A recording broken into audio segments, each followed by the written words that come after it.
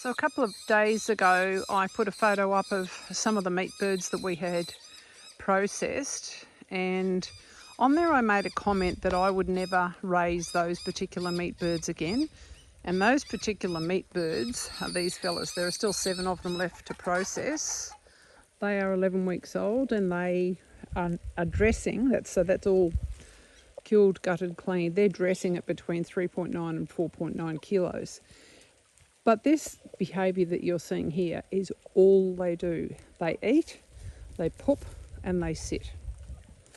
And I don't feel like that's a particularly good chicken experience. And even though we move their tractor and their netting, well, we haven't moved it today because it's been raining, but we move it most days. But all we've got on the bottom of that tractor is caked manure. These fellas, as you can see, can barely walk because they grow so big so quickly that they're, I guess structurally, they're just not sound to walk around. So they're not jumping fences, they're not raking in the compost. They're barely chickening from my perspective. So these that we call the emus, they're actually the same age. They're 2 days older.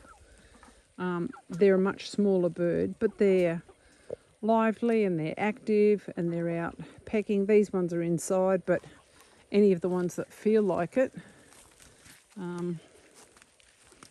like, hey Hector, is that right, mate? See, there's a couple of them that have jumped the fence and are out scratching around and foraging. And that's what I call chickening. I mean, they live in this massive paddock. It's just over an acre and a half.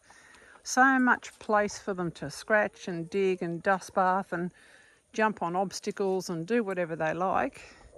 But these poor white birds barely leave the feeding station.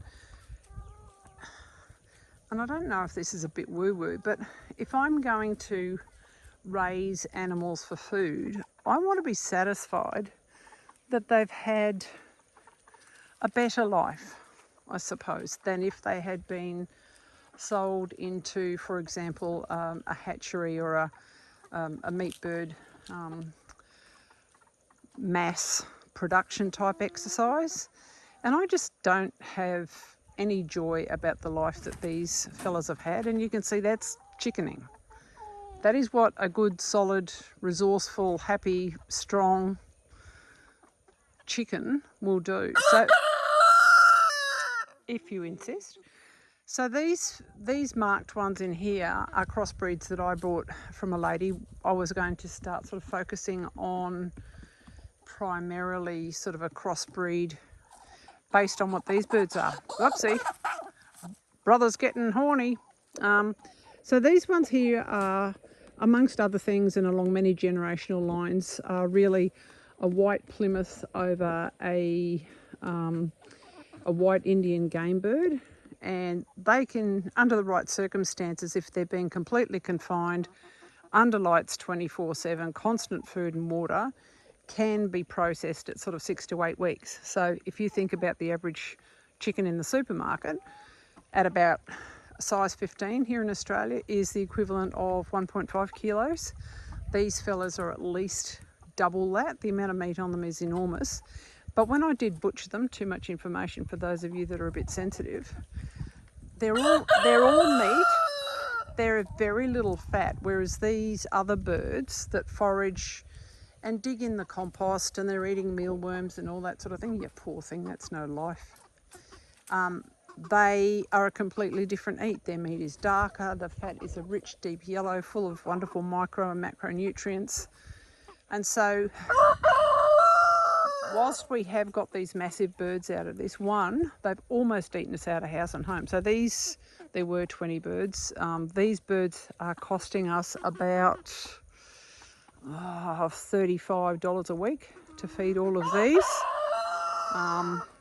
So yes, it's good to have organic free range meat, but this has been a lot of work and I'm just not happy with their quality of life. So never again moment. We will never again get these fellas. Look at them, they grow so jolly fast that they can't even keep up with their own feather growth, and then they pluck at each other. So these ones will all end up on the table. And we're going to get into the Brahmas for a dual purpose meat and egg bird. But, you know, it's a bit like our cattle here.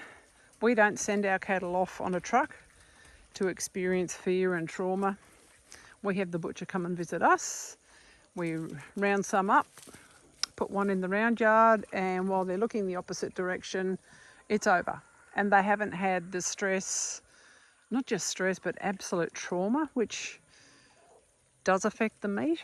But more importantly for us, we're all about their quality of life. And so whilst I'm perfectly happy being self-sufficient for chicken, beef and duck meat, not at the expense of these animals' experience being less than I consider acceptable. So I'm sad that this has been their life. I'm happy that I've learned the lesson. So it was worth doing, but never again. See, this is what chickens are supposed to do. All down there foraging and doing their thing, climbing up their little obstacle course that we put them in. The duckies make that water filthy every day, scratching in compost, and essentially being free.